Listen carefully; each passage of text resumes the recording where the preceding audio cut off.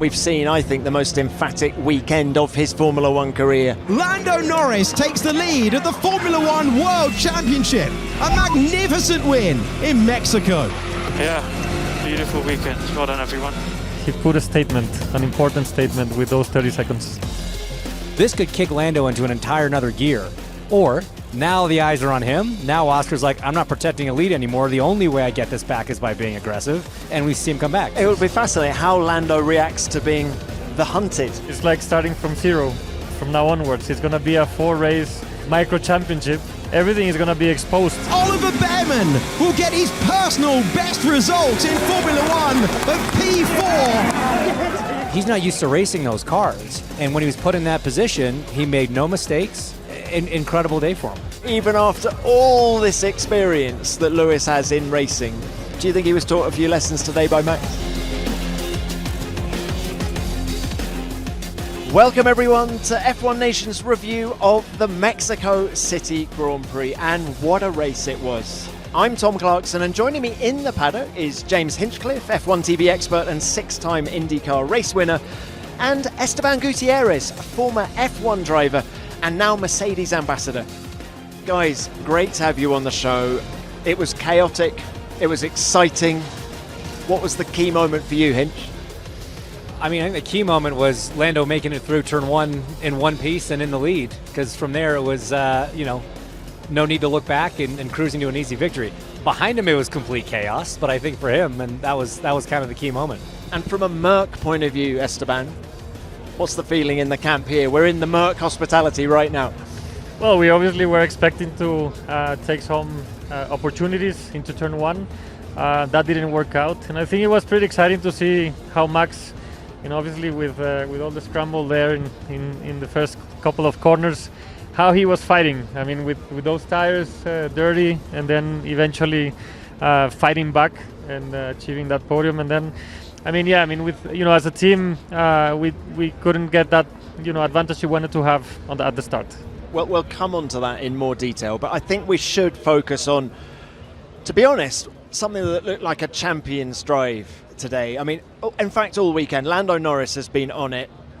He said after taking pole yesterday, I'll see how much I can win by, and the answer was 30 seconds. It was a lifetime, and he now leads the championship for the first time since after round 4 in Bahrain, leapfrogging Oscar Piastri to move 1 point clear at the top. What was it about the car this weekend, Hinch, that allowed Lando to perform as he did, do you think? I'd say it's tough to know. I've heard some people talk about how the McLaren have that different front suspension setup that Lando prefers, giving it a feel that he likes. Oscar kind of stayed on the development one. Maybe that's something to do with it. You also hear that Oscar just in general doesn't perform quite as well in the lower grip situations. High grip places, high grip tracks, he's stunning, but maybe still figuring out these cars a bit in lower grip situations, which obviously is what you have here. Andrea Stella sort of said it, right? He sort of said there's some ways you have to drive the car in these conditions that he's still sort of figuring out. So I think that's probably the biggest thing, but I think it's easy to forget that Oscar's still only in his 3rd season of Formula One. We're not even 3 years down yet into this kid's career, and until 2 hours ago he was leading the World Championship with a handful of races to go. So I think he had a good comeback drive today. I think he was very racy at the end of the day, and it was good damage limitation, and maybe some tracks that are suiting him coming up. Esteban, tell us more about what it is like to drive a Formula One car here at the Autodromo Hermanos Rodriguez. Just how low grip is it, just to pick up on Hinch's point? It is quite a difficult track to drive, and not only for the driver but also for the team to set up, because there's so many different things on the car that you need to adjust. For example, the cooling, it's a lot less efficient, so you need to open up a lot the car, and that compromises the aerodynamics of the car. The density of the air doesn't give you as much downforce as other tracks, and that's why you see a lot of the drivers complaining quite a lot on practice sessions. I have low grip, the car is not good, and so on, but it's actually the same for everyone. And therefore, in my opinion, that's why we get sometimes a couple of surprises, like today we had with Haas, where they probably nailed it, and they had that extra bit that gave them a little bit of an advantage in the race due to the differences compared to other tracks. So yeah, it's pretty challenging from that point of view. That's from a racing driver's point of view. One thing I was fascinated by yesterday in qualifying was that Lando doesn't have his delta in his cockpit. He doesn't like to know whether he's up or down from sector to sector, whereas others do. I found that interesting, that he just likes to focus. He doesn't. I think he's scared that he'll react to what the delta is telling him. Did you guys race with something like that? Were you surprised to hear that he doesn't have a delta? Yeah, I mean, I also did it in some times of the year. And I think Lando, what he's trying to do right now is obviously get the extra, or trying to do his best to get the maximum focus. And he's probably trying these little things that give him or make him feel more comfortable in those kind of high pressure situations. And earlier on, when you were discussing about Oscar, tell me if you don't agree, but I think there's also a lot on the mental approach. Obviously, Oscar leading the championship up to today, he has a lot more to lose than Lando.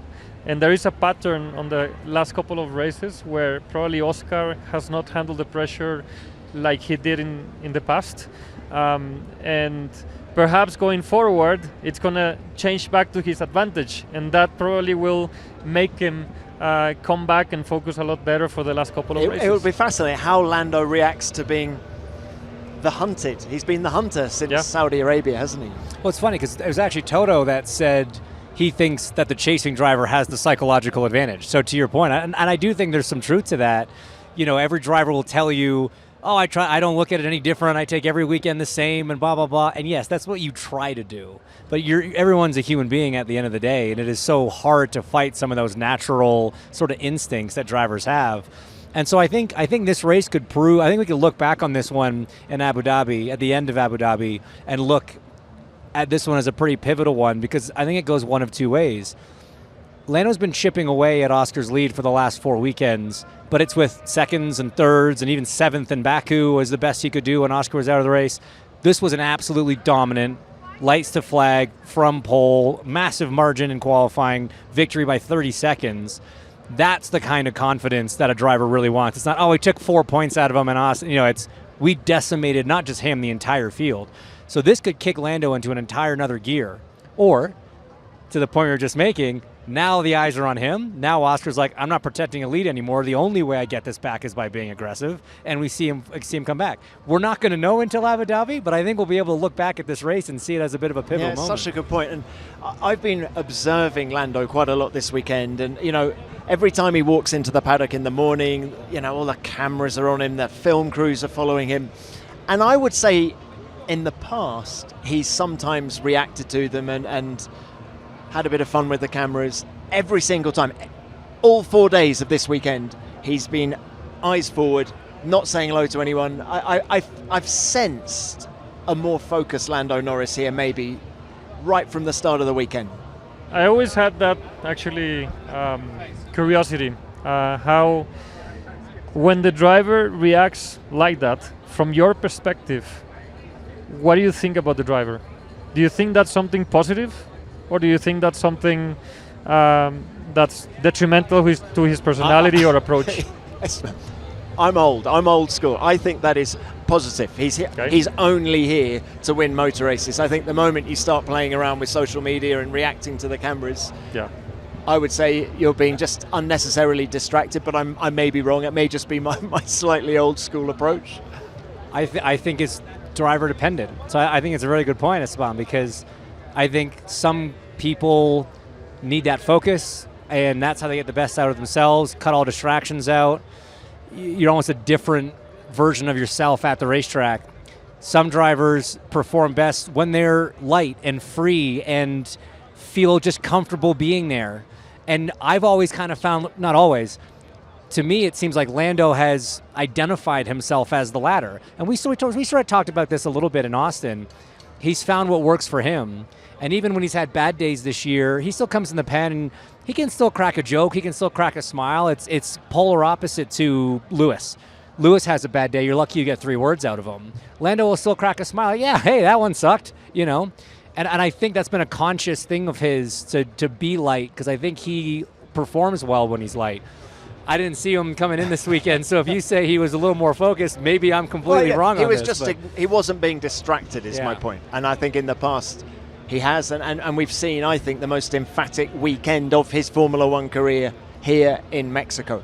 But look, while we're talking all things McLaren, can we bring it on to Oscar now? If Lando has had an extraordinary good weekend, what is Oscar going to be thinking on this Sunday evening? He's lost the World Championship lead. Okay, he's only 1 point back from Lando, but I would say he'll be feeling pretty positive after that race. He's shown greater speed in the race than I think he has at either of his previous two races here in Mexico. It was a great damage limitation exercise. Would you guys agree with me on that? Yes, I would tend to agree that. And at the end of the day, did you say it's 1 point difference? So it's like starting from zero from now onwards. It's going to be a 4-race micro championship, very high intense, and this is why the sport is fascinating, because the level of detail and level of experiment on what every driver is probably going through right now, from the emotional perspective, from the physical perspective, their preparation and so on. Everything is going to be exposed in these last 4 races, and I think it's great to see that from the drivers' personalities, and understand in the end who will be the winner, and we'll get to know a lot of those things. Yeah, I think the second half of this race was really good. I think the start he was a little hesitant, because again at the start he still had a 14-point lead. He's still in that mindset a little bit. We know how chaotic turn 1 can be here. He lost a few places. But I think the second half, he had a really good comeback. It's tough to pass here. He pulled off a great move on George, late in the race there. Very decisive, very aggressive, but right on the line, right what he needed to do. So the good news is I think he can see, even from lap 1 to lap 71, a good improvement, a good understanding of maybe how to get more pace out of the car in these conditions. The bad news is it was still a minute behind Lando. It still wasn't this. It might be better than all the guys that were around him, but he wasn't around the guy he needs to beat. So it's a kind of a mixed bag. But as a driver, you have to try to take the positives out of it. You can't look back on this weekend if you're Oscar and think of what went wrong. You've got to try to focus on what went right and bring that momentum into Brazil. And Hinch, it could have been so much worse, is the point. So much worse. It's so much worse. Even if he doesn't pull off, it's little things like not pulling off that pass on George. If he was just cruising around and finished 6th behind George, I think he'd have been really annoyed with himself. But he got that pass done. He closed up to Bearman. And without that VSC, maybe he would have done a last lap pass for 4th. So the momentum in the second half of the race was much better. He had some inertia behind him. It felt like old Oscar. I mean, that pass on George was similar, I thought, to the one he pulled on Charles Leclerc in Baku last year for the lead. Last man on the brakes, very clean, didn't lock up. And to your point, that shows strength of him, because even and what you were saying, the damage limitation in this kind of situation when you're fighting for the championship, from the driver's perspective, you have to do everything, and even if it's not going your way, the race, you have to get the most out of it, and it seems like Oscar did it today. Let's talk about the last of the 3 championship contenders now, Max Verstappen. Okay, he kind of gained on the championship lead by 4 points, but actually he lost 10 to Lando as well. Red Bull, for the first time in a number of races, seemed a little bit all over the place with that car. And Max said coming into this weekend, we have to be perfect if we're going to win this championship. And they were not perfect. So is he going to be the least satisfied of the 3? I think if you ask, Max on Thursday, hey, you're going to be 3rd, Lando's going to win, Oscar's going to be 5th, he would be dissatisfied with that result. If you talk to Max on Friday, hey, this is how it's going to be, or even Max this morning, he'd be like, you know what? I'll take it. Yes. I'll take that. Because ultimately it is still a smaller gap to first place in the championship, so they did still make ground. He didn't beat both McLarens today for the first time since Monza, but he still beat one. And for them, it was a good comeback. Again, without that VSC, it probably was going to be a 2nd place. Let's call a spade a spade. I think he had a much better shot at getting Leclerc than Piastri did at getting Bearman. And the way he did it, went off track twice, but never copped a penalty. He knows the rules so well And that's why I think there was so much frustration from Lewis's standpoint. He's like, I watched him do this twice and he got nothing. I do it once and I get a 10-second penalty. But there are differences to how those two situations played out. And Max has always been so good at knowing those differences and making sure that he comes out on the right side of it. So credit to him. Guys, helmets back on. Give me your perspective of turn one today and what Max did there. You know, he was right on the left on the curb, somehow managed to keep it out of the barrier. I mean, sensational reactions. I thought he was going to go into the wall. Like over the grass, you could see the car just sliding towards the wall, and he somehow managed to escape that. So I think in the braking zone, he had no choice. I mean, there were like 3 cars on the inside, and it's not like he was pushed out. There was simply no space. But I mean, I'm always very impressed how, regardless of what's going on in the team, or you know, if team principal changed or whatever, or if the car is competitive or not, Max is always able to get the maximum, and I'm always surprised by that, actually. He seemed very relaxed about the VSC after the race. And Hinch, do you think Leclerc was a sitting duck by that point? I do. Just the rate at which he caught him. He was really struggling to get the power down out of the last corner. The mediums were not the preferred tire. He'd been on them for a long time, and it's Max. So, you know, all those things combined, I think Leclerc had it. I think it was a done deal.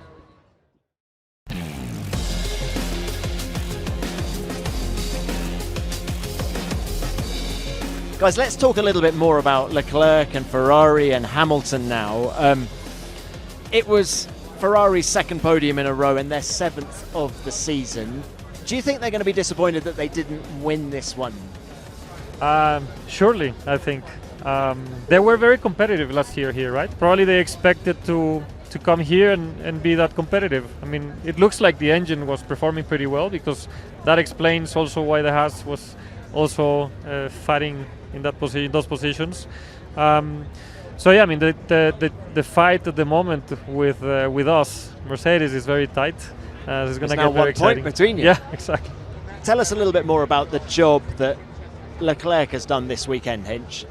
Brilliant in qualifying once again. I thought Hamilton said something interesting after qualifying, which Leclerc agreed with in the press conference, was our processes have been better this weekend. Can you just elaborate on what he means by that? Well, I mean, throughout a weekend, I mean, Leclerc even said, I think it was after FP2 maybe, that we're on the back foot or something like that.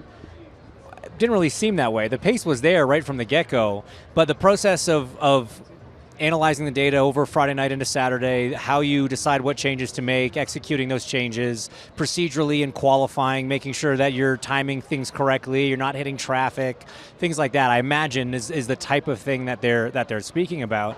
And ultimately, I think, you know, Charles should be very proud of that race.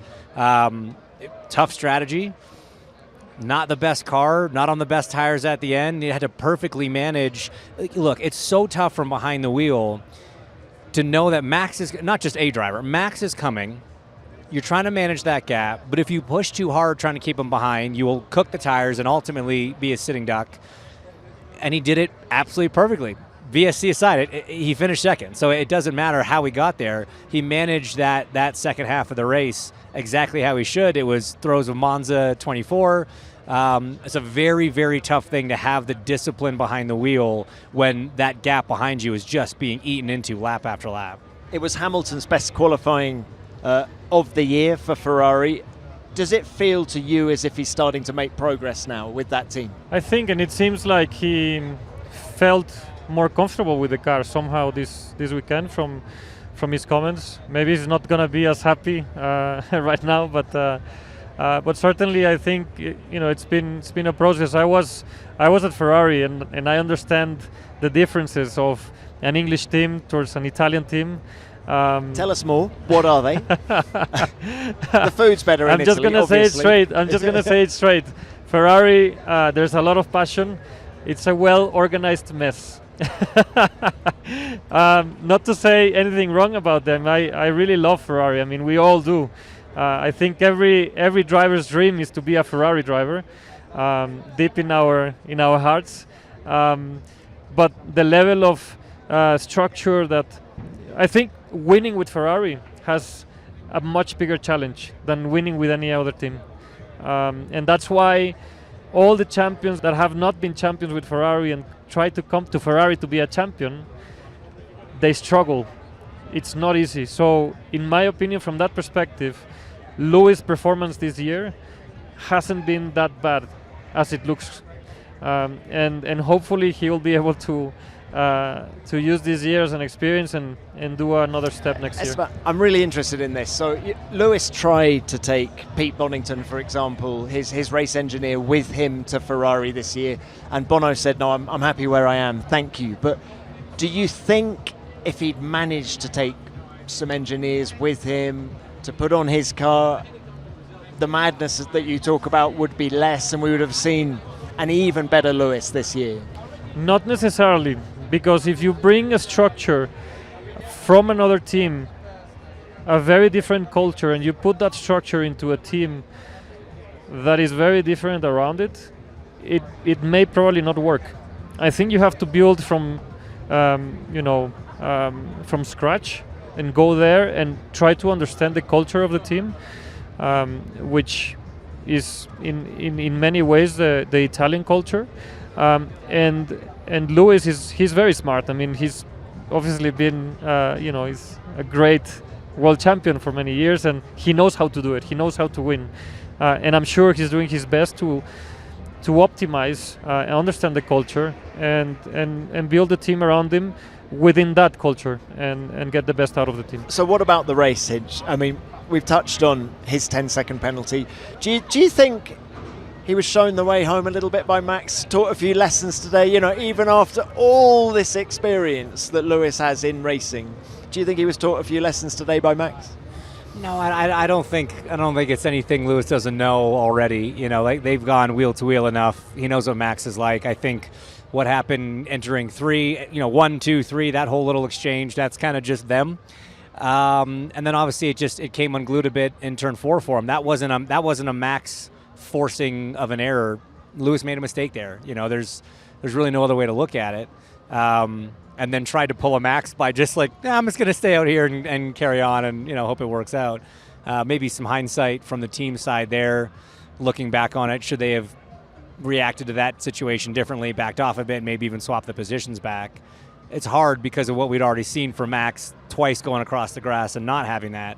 But it's a tough break. It would have been very fascinating to see, how Lewis's race would have unfolded had that exchange not happened, and whether he got by Max in turn 4 or not, just sort of how the two of them could have gone racing from there. Do you think this was their best opportunity to win a race in this second half of the season?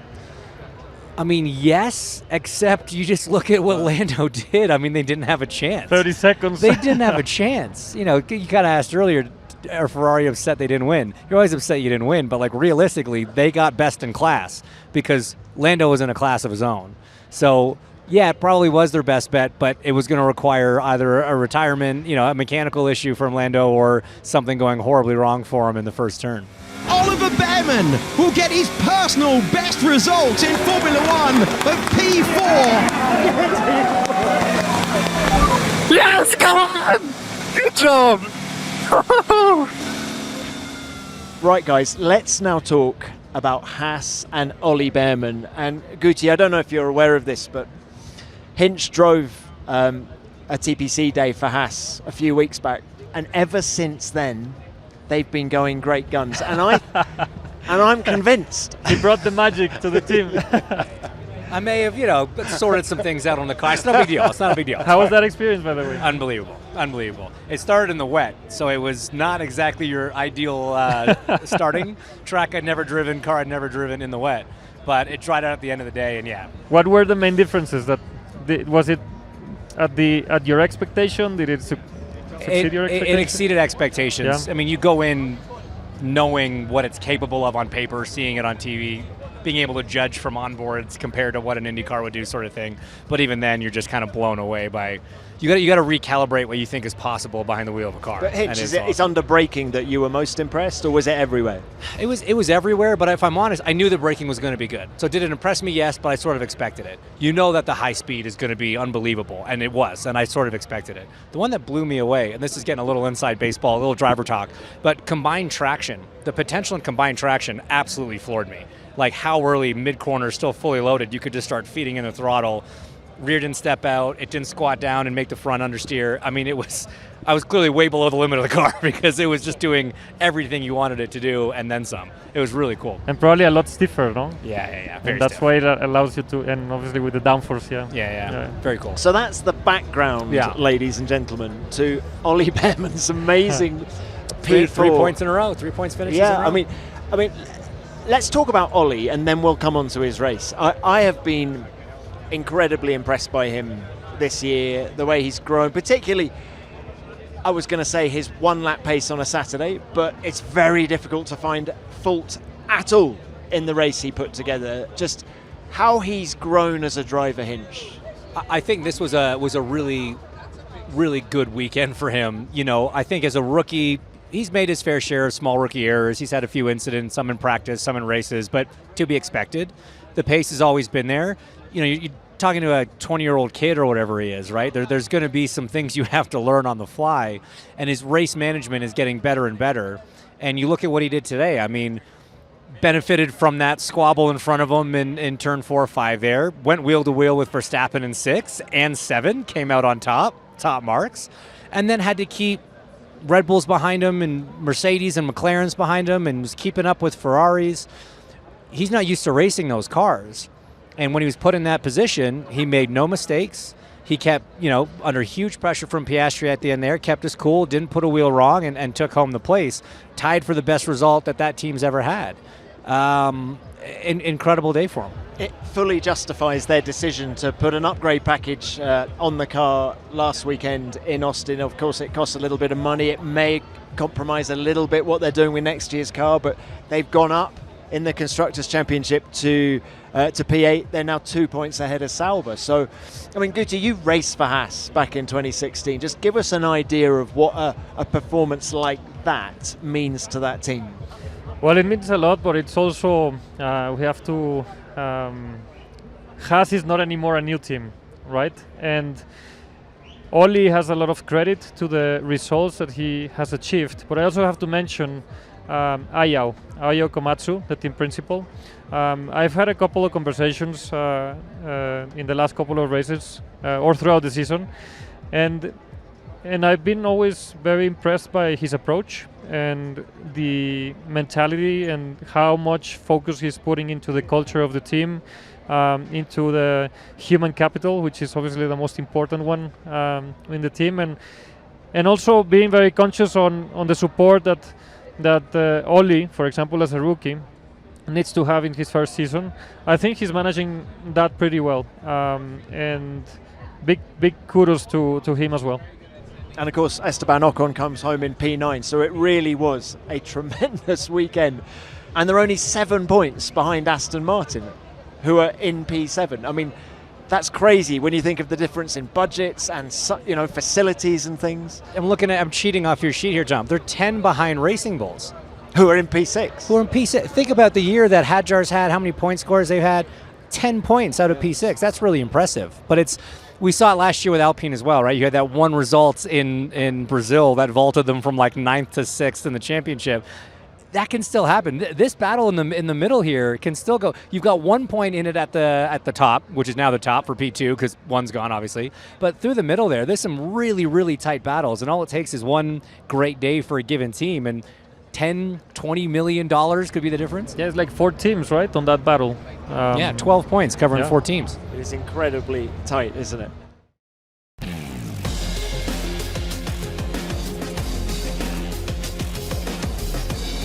There's more to come from Mexico in a moment, but I just wanted to let you know about the other official F1 podcasts you can listen to this week. Two-time world champion Mika Hakkinen is my guest on this week's episode of F1 Beyond the Grid. That's out on Wednesday. And this week's episode of F1 Explains is all about data with Oscar Piastri's race engineer Tom Stallard and Jolyon Palmer. That's out on Friday. Just search for F1 Beyond the Grid and F1 Explains on your podcast app. Right, Esteban, onto your team now. Could it have been different today if Kimi Antonelli had let George through earlier in the race? It's a lot easier to say it right now. But in that moment, obviously, the priority right now is team points. We're fighting for, second place with Ferrari. And there was a lot of teamwork, even though it didn't seem like that. So George was obviously asking for the swap, but he also offered to swap it back at the end. Yeah, so all this drama that is being caused around the drivers. There's some pretty juicy radio messages from George. Marcus, I've got a car in my... Okay? The car much quicker than ours. I'm trying to hold position. I've got much more pace than Kimi here, and we can fight for a podium. I'm happy to give the position back if I don't achieve it. But my tyres are just getting sacked here. Understood. But we do need to get these tyres to the end of the race. I mean, you have to understand that, the heat of the moment, you are in the car and you're trying to do the best. Yeah, but there was the swap back. And I think in the end, like I said, it's easy to say right now. The team is very focused. It's trying to do the best for the team performance, for team points, and that's going to be the same approach for the end of the season. And Guti, you've been at both of these last two races in Austin and here. Just can we get your summary of how you think it's gone? Because of course, the race prior to Austin, George Russell won, and yet you seem, at least from the outside, the car looks like it's not performing quite as well at these two tracks. Do you understand why? Yeah, and precisely, I think, we all know that the consistency hasn't been there.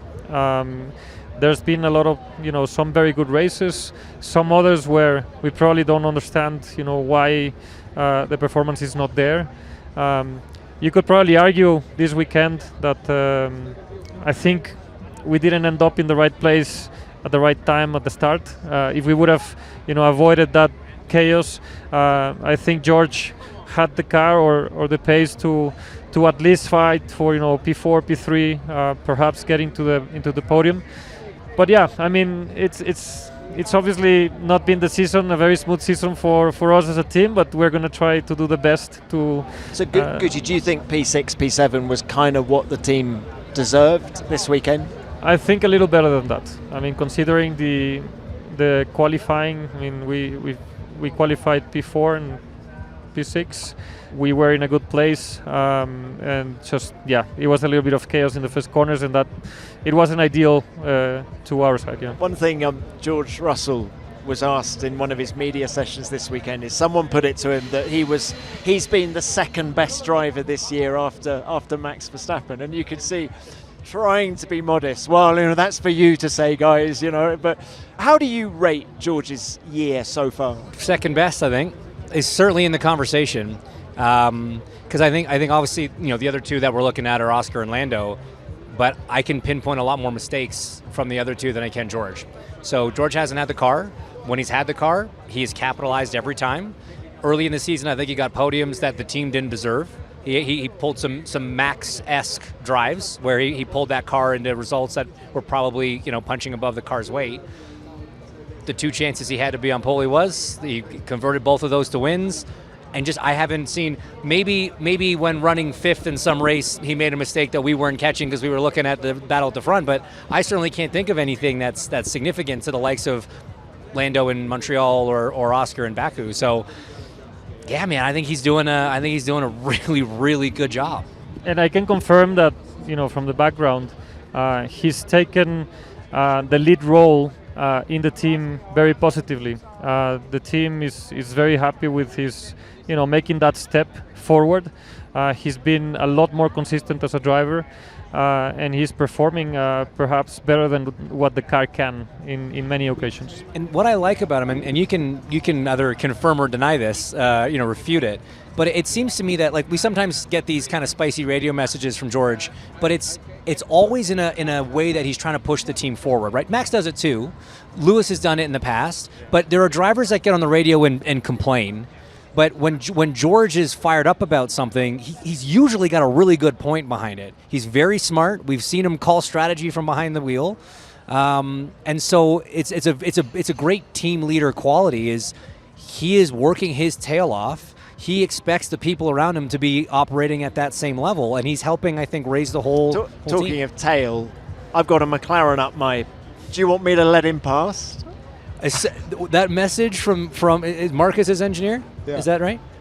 He wasn't even finished the sentence, and I was like, oh boy, you shouldn't have said that, buddy. You shouldn't have said that. And sure enough, the reply was exactly what I thought it was going to be. And frankly, exactly, I don't fault him at all. That was exactly the response I would have given in the same situation. But, it's interesting actually. Marcus's response is, we've got to get these tyres to the end of the race. And actually, okay, we had the 4 retirements today. Sainz was late on, but the others were pretty early. I thought the reliability of the grid, given the altitude and the cooling issues that you get with the brakes and the power unit, the field was pretty on it this weekend. No such issues. MVP of the race is Pirelli, I think, because we finally had a proper 2-stop be a viable option, and it was, can you manage the 1-stop, like what Charles had to do? Again, Lando. Let's not even talk about Lando. And then you had the rest of these cars. As soon as one car blinked, we're like, well, we have to cover that guy. And now all of a sudden you've got this really fascinating first 20 laps of the race. I'm like, okay, I know what the podium's going to be. By lap 35, I was like, I have no idea what the podium. I know it's going to win still, but I have no idea what the podium's going to be. This is awesome. That was an exciting motor race because we had split strategies. And Pirelli deserve a ton of credit for the gap they brought in the compounds and the ones they brought. I thought it was awesome. Yeah, very good point. Well made, Hinch. Well, guys, we're going to end it the traditional way. I want your driver of the day. On the TV, it was Ollie Bearman. I would say richly deserved, but come on, give me a driver of the day, Esteban. I would give it to Lando today. It's he put a statement, an important statement with those 30 seconds. I'm going to say the same. I mean, you look at what the rest of the field was able to do, what they were capable of doing, and it wasn't even close. And he was nursing tires. He was on that 1-stop the same way. To pull 30 seconds on the field is just incredible. And again, when you go into a race with the kind of pressure that he had, because he had been so quick, he's expected to win, all those things, it can sometimes be even harder. And he showed a lot of mental strength and just an incredible execution today. Kind of forget driver of the day, definitely driver of the weekend. I mean, to find what he found nearly 6/10 between his first run in Q3 yesterday and his second run, the ultimate pole lap. So Saturday, Sunday, his long runs during practice on Friday. It's an extraordinary weekend for Lando Norris, and I do hope he finds time to enjoy it amidst the pressure of the World Championship. Well, guys, thank you both very much for coming on the show. As ever, it's been great to chat. Thank you. It's always a pleasure. What's next for you? Are we going to see you at a Grand Prix again soon? Vegas. I'll be in Vegas. Of course you'll be in Vegas. And Hinch, we're going to see you in Interlagos. You'll see me at all of them. Yeah. I'm at the rest, so can't get rid of me. Guys, thanks both very much. Thank you. Thank you. And for more reaction and analysis from here in Mexico, go to f1.com, the official F1 app, and at F1 on social media. You can also watch the highlights on the F1 YouTube channel. We'll be back next Monday with our preview of the Sao Paulo Grand Prix. Can't wait for that one. F1 Nation is produced by Formula One and Audio Boom Studios.